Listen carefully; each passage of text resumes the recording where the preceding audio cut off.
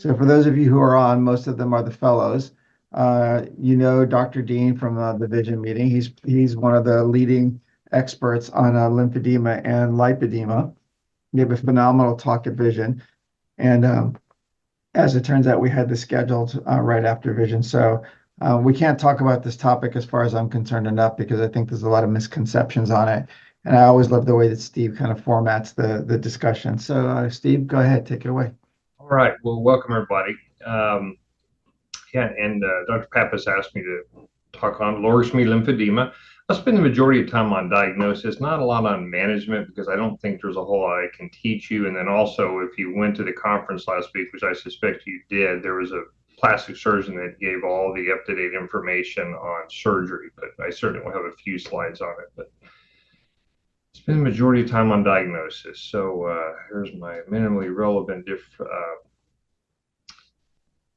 conflict. Okay, so let's begin by talking about the risk factors classification scheme for lymphedema. And this is from a 2025 up-to-date reference. Note the following risk factors. The main risk factors for the development of lymphedema include certain hereditary syndromes, genetic mutations, malignancy and its treatment, obesity. I got to give them credit for putting obesity in there, infection, and trauma. But when you look at this list of risk factors, there's one really glaring omission that I think is quite germane to this audience, and it is chronic venous insufficiency. How could you not put this in a presumably up-to-date 2025 reference? This is getting better as far as recognition, but still it amazes me when I see this overlooking of a very, in fact, the number one risk factor in the United States. It was great to see also at the conference you went to, Dr. Roxon made a comment on how chronic venous insufficiency really is now the dominant cause. It's not malignancy in its treatment. So here's a nice 2019 reference from the Canadian Lymphedema Impact and Prevalence International Study looking at the secondary causes of lymphedema. And you can see here that 3/4 of these cases are due to venous disease, or obesity, or an amalgamation thereof. So the dominant cause, the number one cause, if you will. Whereas you go down to the bottom three etiologies, cancer, treatment-related obstruction, presumably cancer surgery, metastatic disease, that makes up about 27% or about a fourth of these cases. So again, the number one cause is usually amalgamation of obesity, venous disease, and secondary lymphedema. Now note they have a non-cancer other group in here, and that includes such things as total knee replacements, very underappreciated cause for secondary lymphedema. And I don't know about you, Peter, but I'd say maybe once a year, I see cases of post-inguinal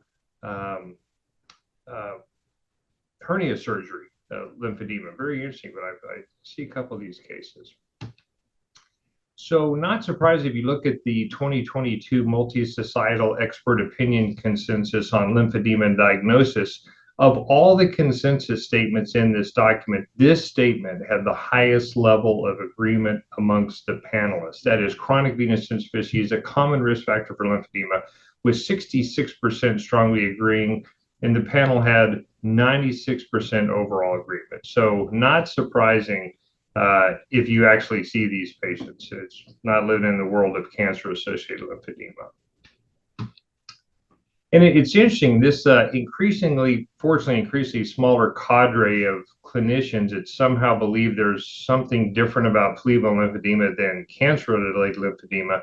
When you look at this 2021 reference, they looked at lymphatic anatomy with near-infrared fluorescent lymphangiography. They noted the following, that lymphatic abnormalities in early CVI mimic those in early cancer-acquired lymphedema subjects. So there's nothing pathoanatomically unique about CVI versus cancer-related lymphedema.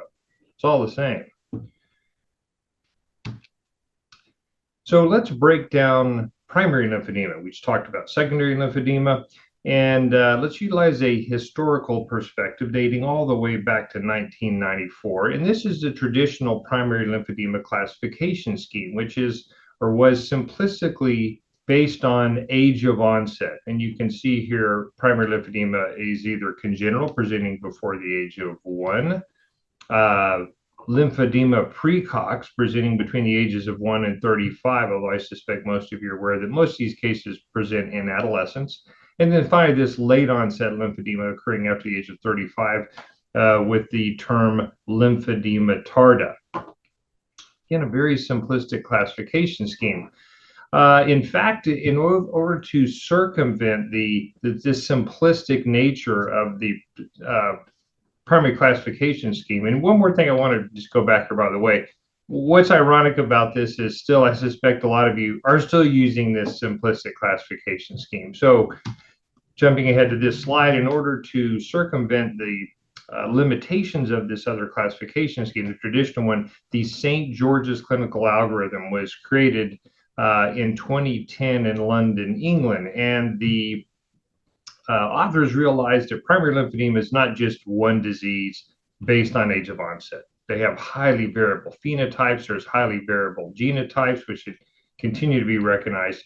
And so again, they created this clinical algorithm back in 2010 and updated it in 2013 and 2020. So here's a good reference, be in your handout if you want to look at an updated reference on the St. George's classification scheme. This is 2021. Doctors Christiana Gordon and Peter Mortimer are definitely the international gurus of lymphedema. No question about that. So here is how the St. George's classification was broken down into 5 different categories. And number 1, syndromic primary lymphedema. This would be like a Noonan syndrome or Turner syndrome, where lymphedema is not the primary problem. Number 2, systemic or visceral lymphedema with pleuropericardial infusions, ascites, congenital lymphedema presenting at birth, but no systemic involvement, and lymphedema is the primary problem. Late onset, presenting after the age of 1 year, although again, most of these are presenting in adolescence with no systemic involvement. Lymphedema is a primary problem. And then finally, you probably encounter these every once in a while in your practice, the vascular malformations. And note here from a breakdown standpoint, the preponderance of these patients are going to be the late onset, presenting after the age of 1 year, the so-called lymphedema precox. And the second most common would be your congenital lymphedemas. And the third most common would be the vascular malformation. So it's actually pretty rare. You can only see about 10% were syndromic or systemic, respectively. Those are pretty rare. No, but because the preponderance of these patients you're going to be seeing in your practice are going to be in the late onset primary lymphedema category, I just want to briefly review this in 2 slides because, again, this is what you're normally going to see. Most of these patients are going to be family history negative, and if they are, that's referred to as Maguet-like disease. In the rare chance that they're family history positive, this is actually true Maguet's disease. I want to go through this again because, again, this is what the predominant type of primary lymphedema you're going to encounter. Maguet disease, or most commonly Maguet-like disease. This is the most common cause of primary lymphedema. In the remote chance you have a positive family history, that's Maguet disease. If there's no family history, it's Maguet-like disease. Most of these are females, onset puberty. Clinically or phenotypically, it's unilateral 70% of the time, at least at the onset. But if you follow these patients over the period of time, usually that contralateral limb starts to become clinically affected. And if they do present at the outset bilateral, there's usually asymmetry to their legs. And genetic testing is typically negative because you'll have patients ask you about, well, I've heard we should undergo genetic testing. And you say, well, that's fine. But if you play the odds, you're not going to find anything regarding what is the genetic or the genotype of Maguet or Maguet-like disease. No doubt at some point that will be uncovered. So let's talk about the clinical examination and lymphedema. And I suspect some of you, including Dr. Pappas, have seen some of these slides before. But knowing that the fellow's here, I think this is definitely worth going over. Back to the previously referenced multi-societal expert opinion consensus on lymphedema diagnosis. I think this was actually the second consensus statement that had the highest level of agreement. And note here that the panelists stated that the clinical examination is sufficient for the diagnosis of lymphedema, and the panelists demonstrated 88%, or let's just say 90% agreement with this statement. Only about 10% of the panelists disagreed with this, arguing that the clinical examination has a false negative rate, high false negative rate. So 90% agreement, 10% high false negative rate. So interestingly, do you really think that a even minimally competent clinical examiner would fail to correctly identify lymphedema in these 4 subjects? So what do you think about that high false negative rate? Why would you say that?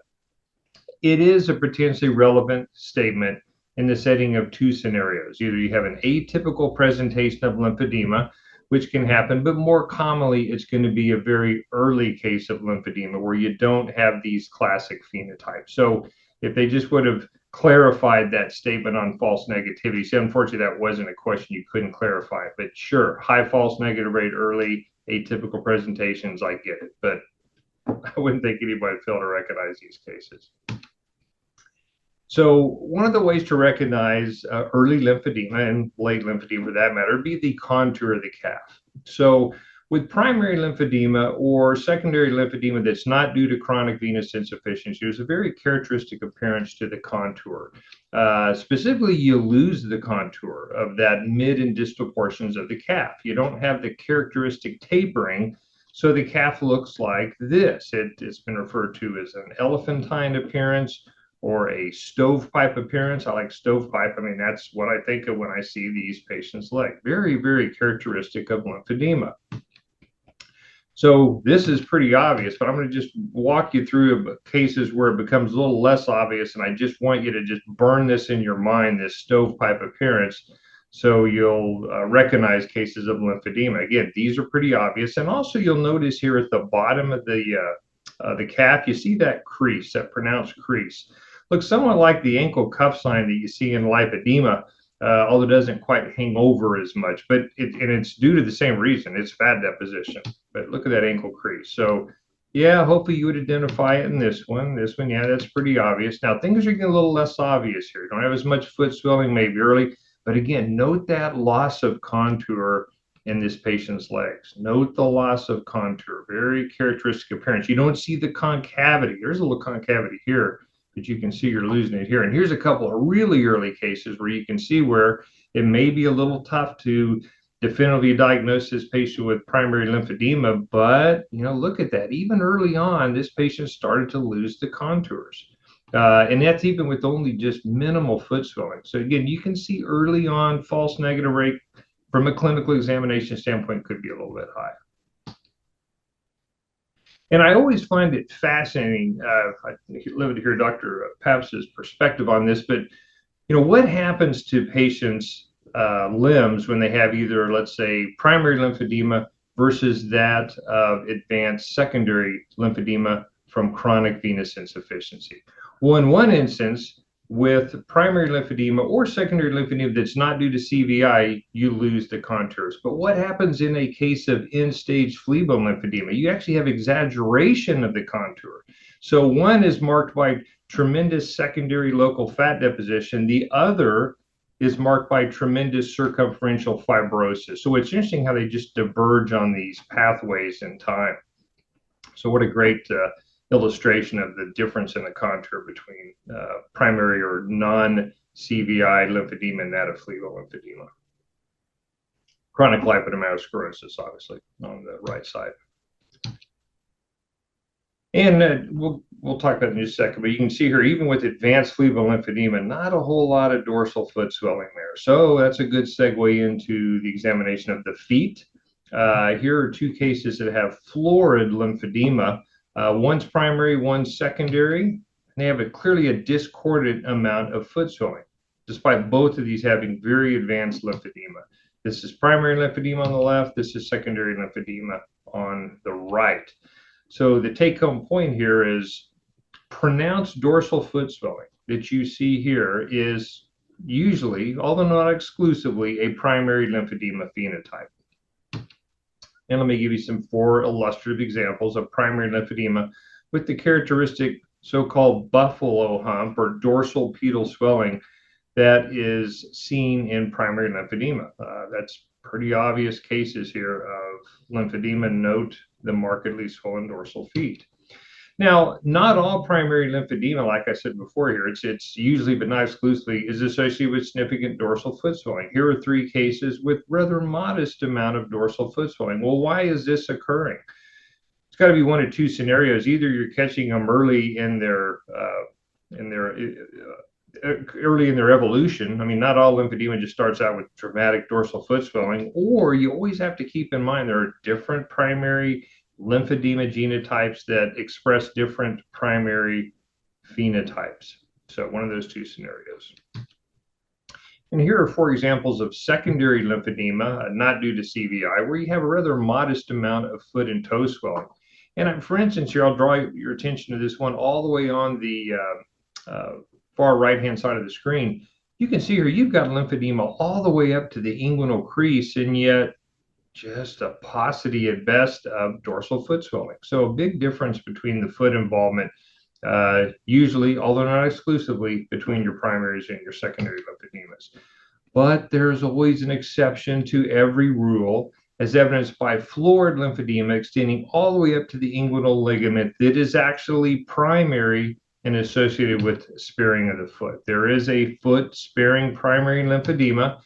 About 10% of your cases of primary lymphedema will spare the foot. So you can see here where someone might be a little bit confused about this presentation if they think that you have to have foot swelling to make the diagnosis, especially if it's on the left side, the one of the iliac vein compression, and you're thinking, oh gosh, this patient's a stent will take care of him. I don't think so. So foot swelling is not required to make a diagnosis of lower extremity lymphedema. Here's a great example right here. You see a little bit of a stovepipe appearance here. It's just starting to evolve, but very important point to keep in mind when you're examining these patients.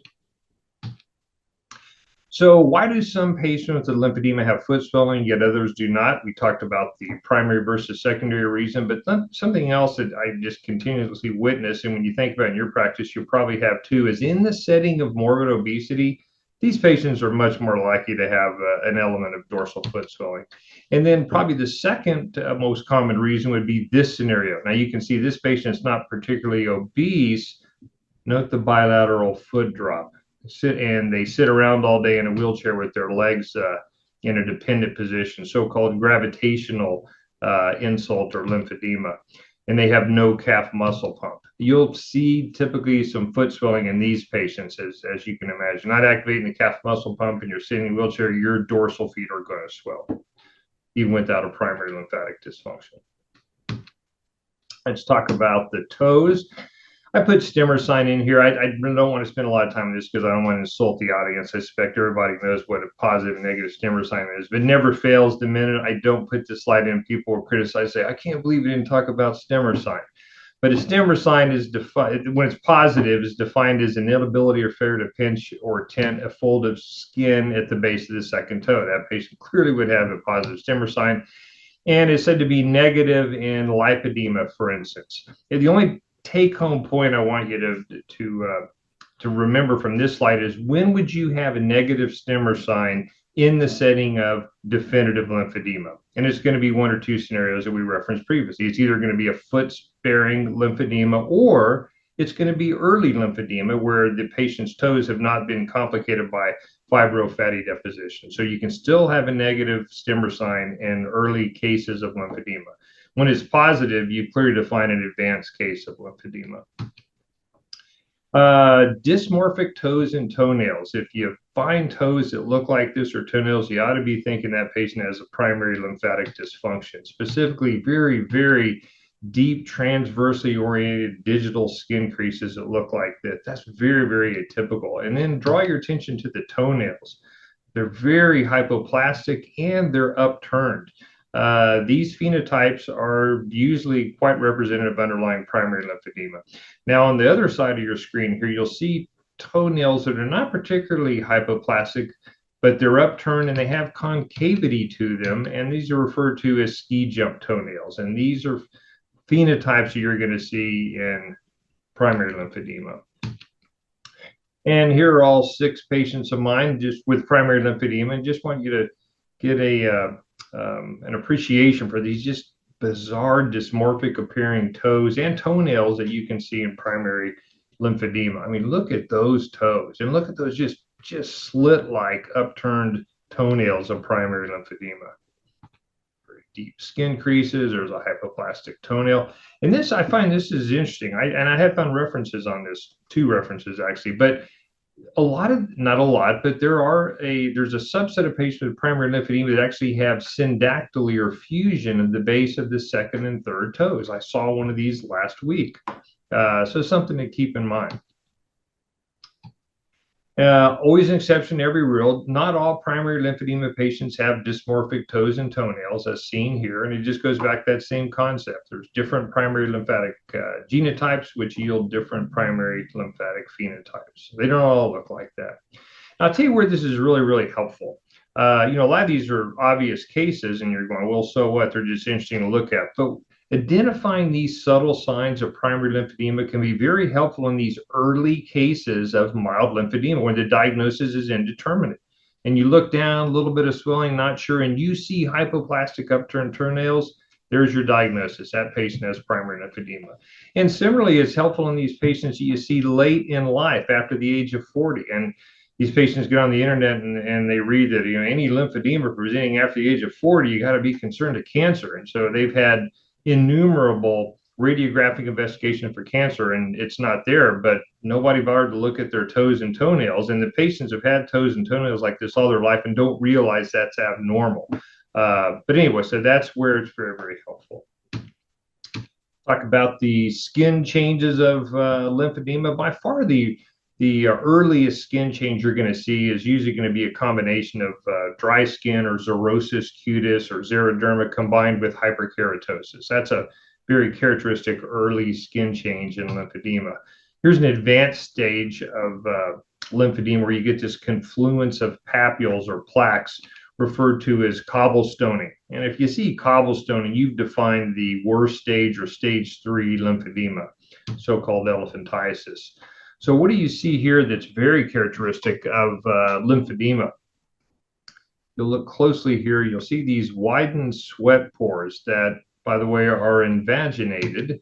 Looks like the peel of an orange. This is the poti-orange appearance, which is very characteristic of either poorly controlled lymphedema or lymphedema with some type of inflammatory or infiltrative component.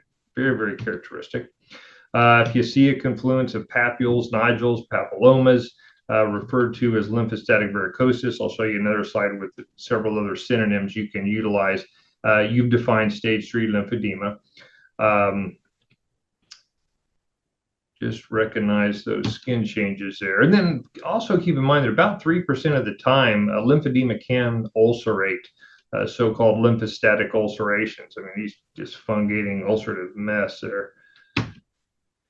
It was really interesting. I actually reported on this because I kept seeing this in my practice in the setting of lymphedema, and I had no explanation for it. Never been reported, but I kept seeing it over and over again. Peter, you may have seen this. You look down, you see these white macules.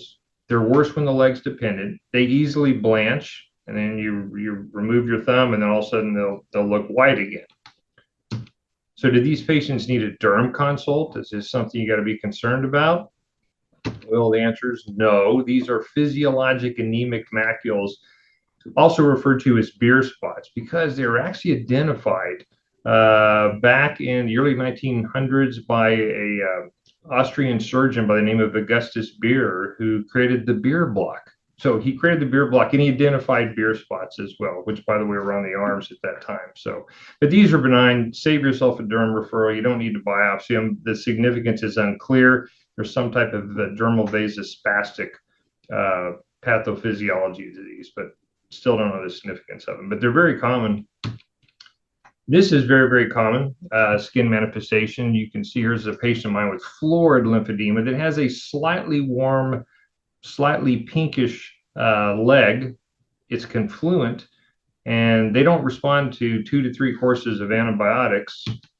This is actually referred to as lymphedema rubor or lymphatic rubor.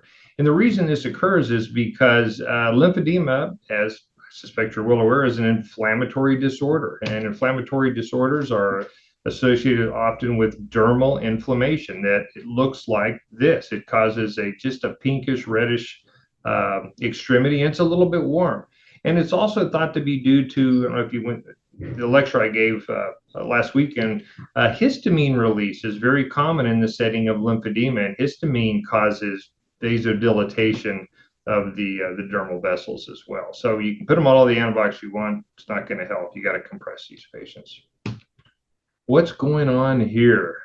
I just saw one of these yesterday. It's just such a dismal prognosis. Go back and just show you this. And what's really interesting about this is, first of all, you see it in the setting of morbid obesity. I'll give you some numbers here. And the foot's not particularly swollen in these cases, yet you have this massive, massive bulge, this fibrotic lobule, usually along the medial thigh. Well, this is referred to as massive localized lymphedema, also known as pseudotumors, pseudosarcomas. And this is almost exclusively a disorder of obesity. I mean, here's one of the larger series on it, and you can see here the average weight of these patients was 407 pounds with a BMI of 61. Just a terrible disease that's functionally limiting. And I've got a case at the end I'll show you as far as treatment goes to these patients, but very localized form of lymphedema, hence the name massive localized lymphedema. Talk about staging. Several staging criteria out there for lymphedema. By far the most commonly utilized is the International Society of Lymphology, or ISL stage, and they recognize 4 stages, the first being subclinical, 1, 2, and 3. Here's stage 1, usually still pitting. This is early on. The skin appears normal, and the swelling is completely relieved with elevation overnight. That's stage 1.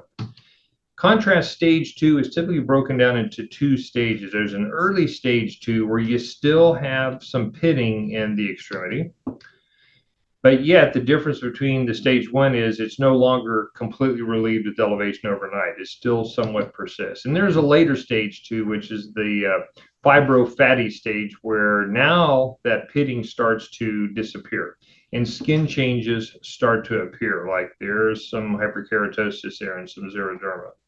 So that'd be a late stage 2, the fibroadiposity stage. And finally, I referenced this earlier, the stage 3 lymphedema, also known as elephantiasis, where you start to get these warty overgrowths. If you have a cobblestoning, ulcers, lymphostatic varicosis, you've defined stage 3 lymphedema or elephantiasis. Here are some other synonyms you'll see for this collection of papules and papillomas and nodules. Lymphostatic varicosis, I stated. Lymphostatic papillomatosis or papillomatosis cutis lymphostatica. All some synonyms you can use there to describe this array of severe skin findings. So let's look at, I put new in quotations because it's really not new, but it's just grossly underappreciated, and it still just doesn't seem to be out there, but increasingly recognized 2 important concepts. And that is that your lymphatic function exists on a continuum. So there are people out there that have optimal, excellent, very good lymphatic function that are probably never going to have lymphedema. And then you have patients that are born with extremely poor lymphatic function. So they're probably going to present at birth, very poor, maybe presenting around adolescence, and poor, maybe presenting with their lymphedema after the age of 40. But this is this interesting category. So you have people out there that have this average, fair, maybe good lymphatic function. They're the ones that are at risk. So the idea is as follows. And it was really interesting. I never forget early in my career, and you've probably seen this too, you'll see patients that have just minimal trauma, like an ankle sprain, and they end up with lymphedema. And I always remember I had a truck driver with an ankle sprain. I think, did you fracture the ankle? No, never did. And yet they developed lymphedema. So how could this happen? In this concept, so the concept is as following. It's back to that continuum scale I showed you, where you have these people that have lymphatic function in the middle, where they have somewhat occult primary lymphatic dysfunction that only becomes clinically manifest after a secondary stress, like an ankle sprain or surgery. And it's interesting, Dr. Roxon actually weighed in on this with an editorial all the way back in 2008 entitled Secondary Lymphedema, Is It Actually a Primary Disease? Back to that scale. So yeah, this was back to this ankle sprain, or even developing after cancer. These people probably had already somewhat compromised lymphatics. And this is an interesting review on this very subject.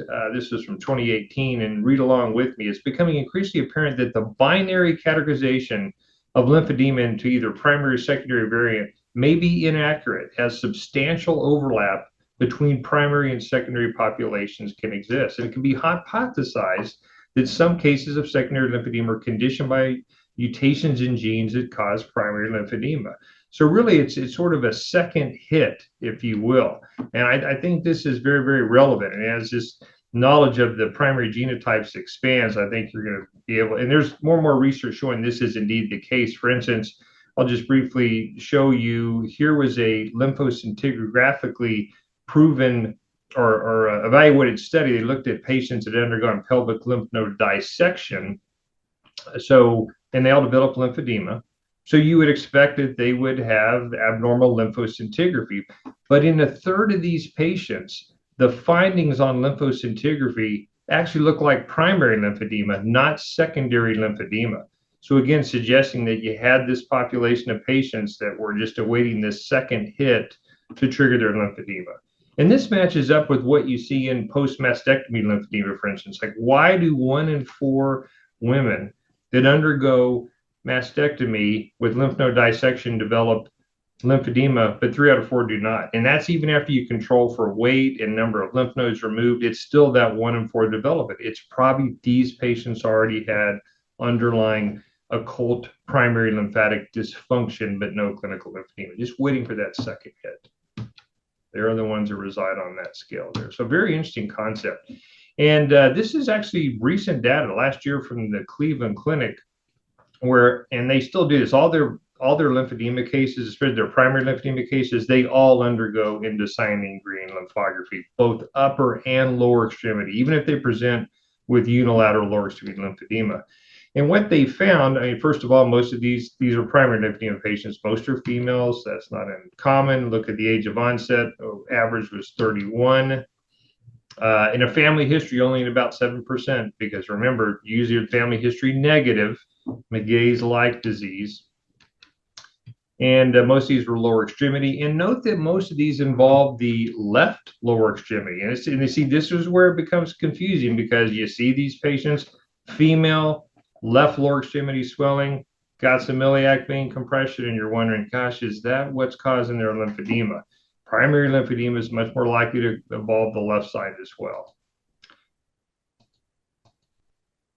So what they found in this study, which was absolutely fascinating, and I'll just show you right here in the interest of time, in 80% of these patients that they're presenting, let's say, with unilateral primary lymphedema, in 80% of them, they actually had lymphographic evidence of more extensive lymphedema than their clinical presentation. So in 80% of the time, they were identifying lymphatic abnormalities in both upper and lower extremities that were not clinically affected. Very, very important concept. And to me, I've always thought this was an issue, because when you see these patients with primary lymphedema and you look at their hands, they're usually a little bit swollen. You can't see their tendons, but it's so mild that it doesn't bother the patients. They think that's their normal. But keep that in mind next time you see a patient with primary lymphedema. So let's talk about imaging. This is important in this discussion. So here are the 5 types of imaging you can utilize: radionuclide lymphoscintigraphy, magnetic resonance lymphography, which is a wonderful study, but it's just not available in most institutions. We do not have it at The Ohio State University. I wish we did. Indocyanine green lymphography, or near infrared lymphography, increasingly utilized modality, although the limitations of this are the commercially available camera just looks at the superficial lymphatics. It does not look at the deep lymphatics. So you have to keep in mind. So even if the study was negative, doesn't mean they don't have lymphedema. But it's still valuable to the surgeons, because they only want to know about the superficial lymphatics if they're assessing the patient for potential lymphovenous bypass. CT has never really panned out, and contrast lymphangiography, I don't know that it's just not used on a regular basis anymore. All right, so Let's talk about lymphoscintigraphy because this is the dominant method of imaging for lymphedema. Back to the multisocietal lymphedema diagnosis consensus document. Note here that the following statement: radionuclide lymphoscintigraphy should be recommended for patients with suspected or diagnosed lymphedema. This statement resulted in only 42% agreement, which was below the 70% threshold for consensus. And I certainly was one of the panelists that said, no, I don't think this should be used for all patients that have suspected lymphedema. And the reasons or the rationale for not utilizing on lymphedema patients were as follows: that it's impractical, it's unavailable in a lot of cases, and most importantly, the results of the lymphoscintigraphy just do not change patient management. And I stand by that's the case for most of these patients. Like, for instance, why would you order lymphoscintigraphy on a patient that looks like this? It makes no sense whatsoever. But again, I'm not against lymphoscintigraphy. You just have to use it in the right scenario. We'll talk about the right scenario. I would just say this: if you need to order an imaging study to make a diagnosis of lymphedema, you probably need to order an imaging study to make that diagnosis of lymphedema. Again, why you need it in this patient, I have no idea. But where it's potentially important are back to what I referenced earlier: your atypical presentations or these early presentations where you're not sure. Then I think there's definitely value to imaging these patients. And I'll show you, this was a case of mine. Peter saw this last year at one of our meetings. This was this was sent in from elsewhere, and they had their lymphoscintigraphy elsewhere. It was a 52-year-old male with left leg primary lymphedema. That's the patient right there, and this is their lymphoscintigraphy. This is actually a beautiful lymphoscintigraphic study. And here are the results. I'll just go through, just so you're familiar with reading these. There are 4 glaring abnormalities here. The first would be this radiographic blush, referred to as dermal backflow. That's the clinical hallmark of an abnormal lymphoscintigram. Dermal backflow looks just like this, a blush. What do you see here or don't see here? No collecting ducts. Consistent lymphedema. Then you see these tortuous vessels here. These are collateral lymphatic vessels, very abnormal. And importantly, there's no lymph nodes in the left inguinal region. That's very, very important. But this patient had this study done 2 years before I saw him, and I was just, do the results change your diagnosis? And hopefully the answer is no. Do the results change your treatment? And it should have changed the treatment on this patient, but it didn't. And the treatment was, this patient underwent left iliac vein stenting. In fact, that's why they were seeing me, because they underwent left iliac vein stenting for a moderate, questionably severe stenosis. There were no cross pelvic venous collaterals, and they weren't getting any better, so they couldn't understand. But that's where I do think they should have utilized this study that they ordered to realize that stenting that iliac vein is not going to make that patient any better. They have no inguinal lymph nodes. It's all primary. And hopefully the answer is no. And this is a case, for instance, back to what I had said earlier. This was a rather advanced case. Mark Moline was kind enough to share this with me, a patient they saw at Mayo, and it was the same kind of scenario. They had some, moderate, maybe severe iliac vein compression, and they had no foot swelling. So, within the absence of foot swelling, I think, well, probably is not lymphedema. But yet, look at the lymphoscintigraphy. What did it show? Dramatic dermal backflow. And what do you not see here? There's no inguinal lymph nodes. This is a primary lymphedema case that is foot sparing. So this is an instance where imaging can be beneficial. So obviously they didn't stent the patient, which was a smart thing to do. So let's talk about briefly the clinical ramifications of having lymphedema or phlebolymphodema. I'm not going to talk about infection because everybody already knows that. One thing I would point out is this immunocompromised district that complicates the patient with lymphedema. It doesn't just predispose them to infection, it predisposes them to skin cancers as well, such as squamous cell carcinoma. There's a nice gelatinous base of a squamous cell carcinoma. Very, very friable. Just bleed by, when you even just look at them, they bleed. Disregarded cause. And then these are all 3 of my patients, and I showed I think 2 of these at the conference. Do not miss this. Because of this immunocompromised district, they are predisposed to potentially, well, it is deadly lymphangiosarcoma, referred to as Stewart-Treves syndrome. And if you don't promptly identify this, the 2-year mortality rate is 90%. So if you ever see somebody that has long-standing lymphedema and they just start developing, and this is a rapid development. These will evolve over several months. I mean, a purplish plaques, nodules. I mean, this along the posterior calf. I mean, that doesn't really look like typical stasis, but that's usually what happens. These are misdiagnosis stasis. This was misdiagnosis stasis. So by the time you see them, they've already metastasized. So do not miss lymphangiosarcoma. Death sentence. And then finally, therapy. Like I said, I don't want to spend a lot of time on this just because I think it's insulting to this audience. Everybody knows compression is recommended for lymphedema. I will point out here, as far as when a lot of these patients have a dysmorphic enlarged leg, they have that skin crease down around the ankle, they just don't do well with a traditional circular knit stocking. So a custom flat knit stocking is actually very, very helpful in the way to go for a lot of these patients who have lymphedema. And the Velcro wraps, I think, are truly revolutionary when it comes to therapy for the same type of reasons. They can accommodate these dysmorphic enlarged limbs, and also Velcro wraps can reduce swelling versus your compression stockings typically just contain, they don't reduce. Pumps are recommended. That's not surprising. Manual lymphatic drainage is recommended. When would you consider lymphatic surgery? When compression has been unsuccessful in controlling fluid, or after all the fluid has been removed and pitting is absent. Because if you have excessive limb volume without any pitting, that means that's all excessive adipose tissue that's causing the swelling. And the only way that's going, well, I shouldn't say, I used to say only, the only way that's going away is with liposuction. Well, now with the GLP-1 receptor agonist, I'd say that also is a way to reduce the adipose tissue.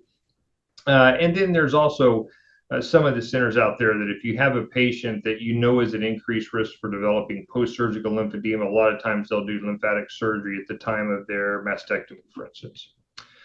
Indications for lymphatic surgery, just basically somebody that's not responding. I'm just going to blow through this, but I will point out here that there is no consensus on the timing of lymphatic surgery or what the optimal surgical intervention is.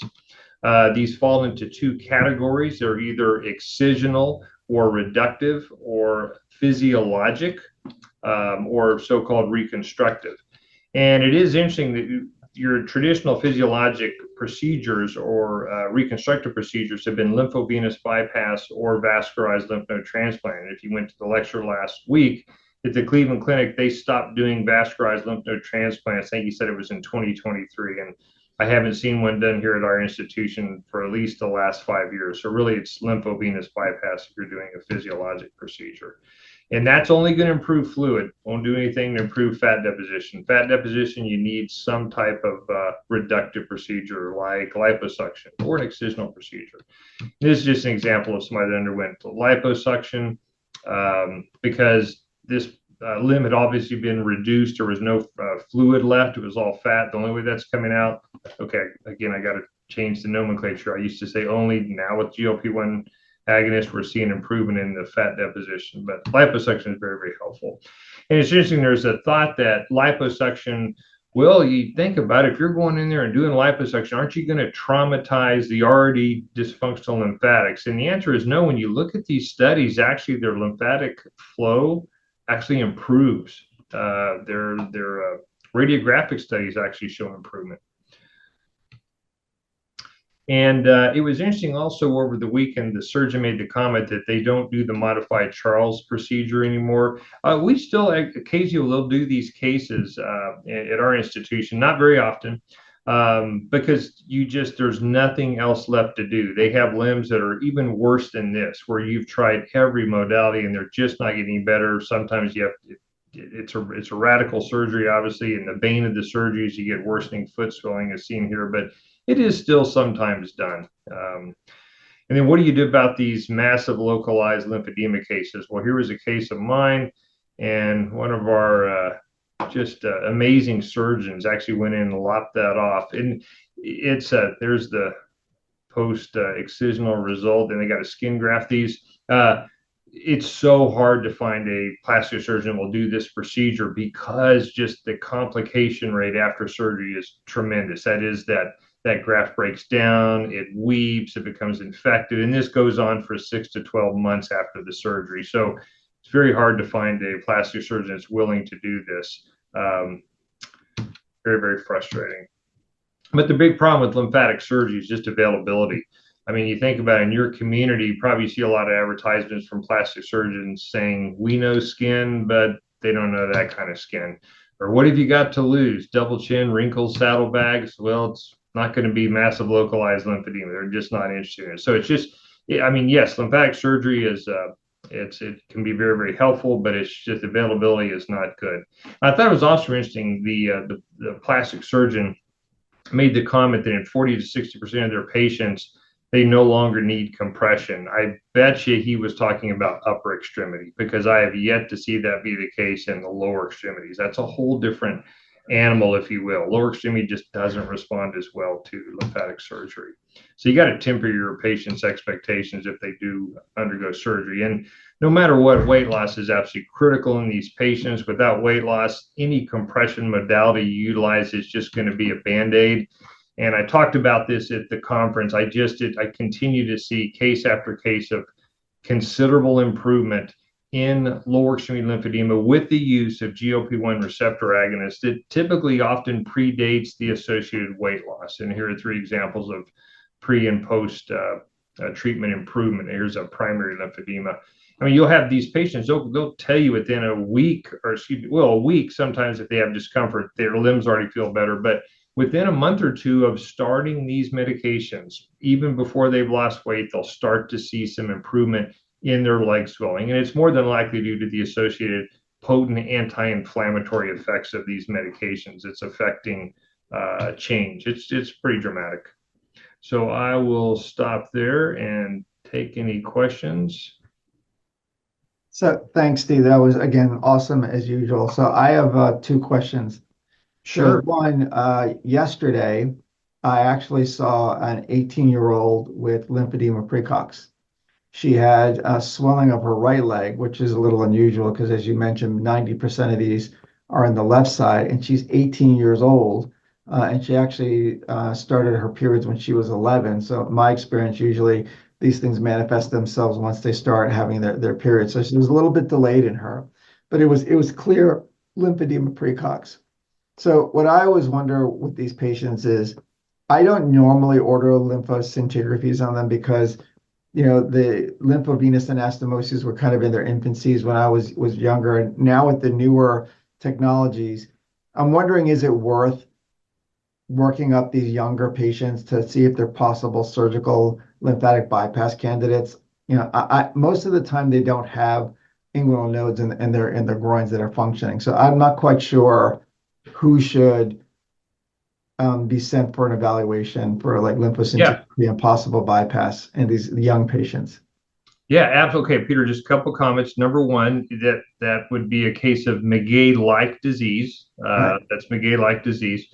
And the answer is yes. You don't necessarily need to do lymphoscintigraphy, but in the past, lymphovenous bypass for primary lymphedema was somewhat controversial, but at our institution, they're doing more and more of these cases. So the answer is yes. And if you want to, in the surgeons, for whatever, which I understand, they want to confirm the diagnosis. So even though it's obvious Maguey-like disease, primary lymphedema, they'll still want lymphoscintigraphy before they'll even see the patient. And then they take it one step further and do the ICGL or endocyanine green lymphography to see, do they have any target vessels. But to answer your question, yes. I mean, in the past, I would have said you don't need it for a diagnosis. They have lymphedema, but right, that pathway to surgery, you're going to have to order it, or they're going to order it if you don't. Yeah. My second question is, one of our fellows emailed me he has a family member who allegedly has a lymphatic venous malformation around the parotid. So I don't think I've ever seen a lymphatic venous malformation. So what do you do for these? there's nothing you can do besides refer them to a center of excellence. We're lucky in Columbus, we have our nationwide children's hospital, which most of the children's hospitals will see adults up to at least the age of 40. They're the true experts in this, but there is nothing you're going to be able to do other than say, refer them to a center of excellence, like a lymphatic malformation center of excellence, which are few and far between. And what do they do for those? They inject them to try to scar them Yeah, down. it's usually an embolization or sclerotherapy. The only other is if you had told me that was in the legs, you don't want to get involved in this. You're just going to send them to a vascular malformation clinic. But there is a new medication out there. It's one of the targeted immune therapies called alpelisib, and it actually can cause regression of these lymphovenous malformations. It's very impressive regression, but you have to do genetic testing on them to see if they have one of the two genetic abnormalities. And again, it's not something you want to get involved in. You don't want to start prescribing a targeted immune therapy and following. You just, bottom line, send them to a vascular malformation clinic somewhere. Yeah, so this one's a little even more complicated because this particular patient wants to get pregnant, and they're wondering if they're pregnant. Only thing to do with that, yeah, just got a referral. Does pregnancy usually make these things worse? It can, yeah. That there's something about the estrogen that can make them worse. Yep. Okay. So, does anybody in the audience have any questions for Dr. Dean? I mean, we're very lucky to have him speak with us today. So please, this is your opportunity to kind of ask any questions that you may have some confusion on. Appreciate the nice comments, Peter. So, yeah, go ahead, Fuad. I just wanted to comment on like the inherent regenerative capacity of the lymphatic system. So like you mentioned in the liposuction treatment, it's counterintuitive where even though you have like a big cannula removing all that fat and the lymphatics are like intertwined in between, it actually still improves later on. So kind of like how after you do vein procedures, there's like neovascularization of veins, like lymphatics have like an inherent regenerative capacity, and that like helps improve patients. Is that true? Yeah, I don't know for sure. It's probably, I still think in that situation, it's more you're just relieving so much of that inflammatory fat that was leading to excess fluid. I think a lot of it could just be purely mechanical. And then also when they use their cannulas, they typically will use a smaller micro cannula just to minimize the damage to the lymphatics. They're micro cannulas. Okay, thank you. Sure. Now, Steve, I have a pneumatic pump question. Yeah. So a lot of my patients who I put them on the pneumatic pumps ask me if they can use it more than once a day. So the recommendation is usually an hour before you go to sleep at night, or with the non-pneumatic pumps where for an hour in the morning. Is there any contraindication to doing it more than once a day? No contraindication. Nobody knows what the right answer is. And you could say an hour and a half and you'd be right. There's no definitive data. There was a small study of less than 10 patients where they actually had 3 treatment arms. It was once a day for an hour, twice a day for an hour, and then 2 times a day for 2 hours. And the results were the same in all 3 cohorts. It was a very, very small study, and that just came out a couple of years ago. So, but I don't know what the right answer is. You don't have any good data. And my last question for you is, what's your feeling about manual lymphatic drainage and MLD therapists? Because the only time I ever refer someone to an MLD therapist is if they've got this massively swollen limb and I'm trying to decongest them a little bit to get them into a garment. But I have to tell you, I've also found I can do the exact same thing by putting them in an inelastic Uniboot, and they decompress very, very quickly within 2 or 3 weeks if you put them in an inelastic kind of wrap.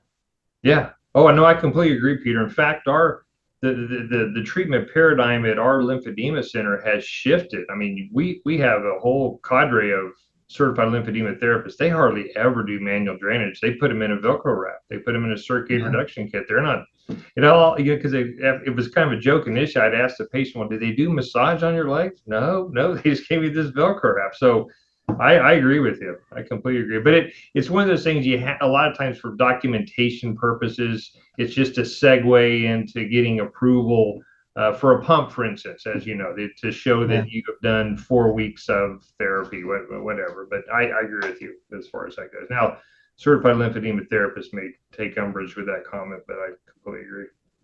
Dr. Jung? Hey, Dr. Dean. I had a Hey, patient last year who went to MD Anderson and was denied lymphovenous bypass because she had venous reflux. I would imagine that a lot of patients will be excluded from this procedure since considering there's a lot of people with reflux. So I just want to know what options did they have if it's just conservative therapy, and also should we just then if they have like cerebral lymphedema, and should we just go ahead and treat the superficial venous reflux? you may treat the superficial venous in order to facilitate inclusion for a lymphovenous bypass.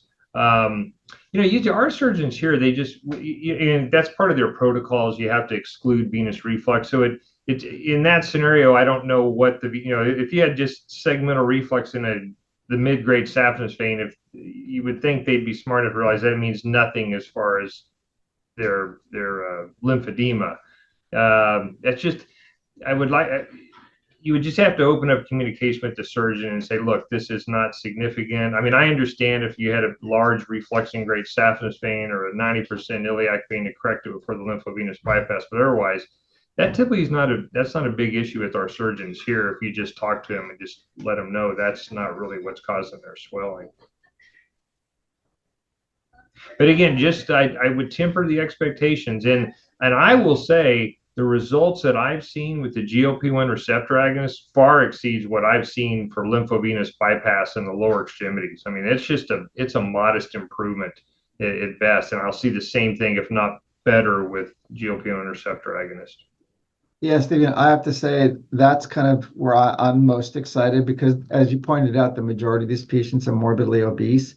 You do have about 10 or 15% of them that are not. And just the massive improvement they get with weight loss is incredible. And I really think that these are going to change the management of lymphedema patients as we move more and more towards these GLP. Oh, no, yeah, no doubt, Peter. And even in the ones that are not morbidly obese, and even ones that are just, let's say, overweight, their BMI is less than 30, it really is amazing. You just give them a low dose, a so-called microdose, their leg will get better. And it's the anti-inflammatory effects, I'm telling you, they're driving so much of this. Amazing class of medications. Well, listen, this was a phenomenal lecture as always. I've never seen a bad lecture from you, Steve. So I appreciate your time and all of this. Thank you very much, and have a great weekend. Appreciate it. Thanks, Peter, for having me. Thank you, everybody, for your attention, and everybody have a great weekend as well. All right, Steve, take care.